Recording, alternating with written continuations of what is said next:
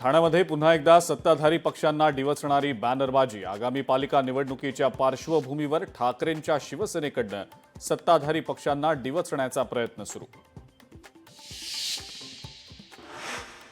साताऱ्यातील महिला डॉक्टर आत्महत्या प्रकरण, दोषींवर कठोर कारवाईची बीडकरांची मागणी। चौसाळा बसस्थानकामध्ये सर्वपक्षीयांची निदर्शनं।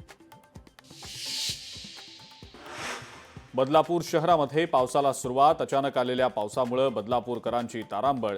उन्हामुळे हैराण झालेल्या बदलापूरकरांना पावसामुळे काहीसा दिलासा।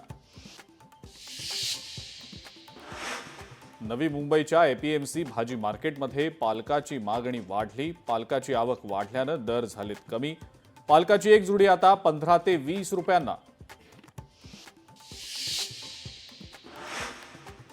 गुंड निलेश घायवळची जप्त केलेली कार कोथरूड पोलीस ठाण्यात आणली। आतापर्यंत निलेश घायवळच्या एकूण 4 गाड्या पोलिसांकडून जप्त। जळगावात भाईगिरी स्टाईलनं रील बनवणाऱ्याला पोलिसांचा दणका।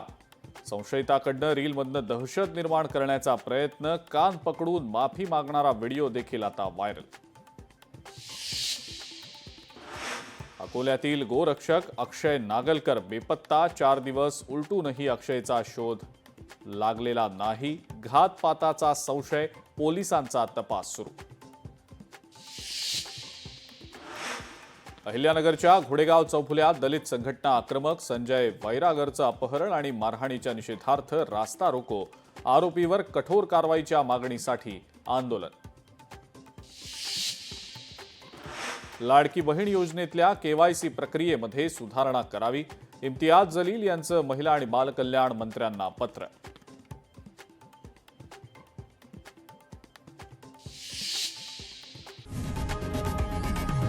लोकशाही मराठी ऐका, पहा, जागरूक रहा।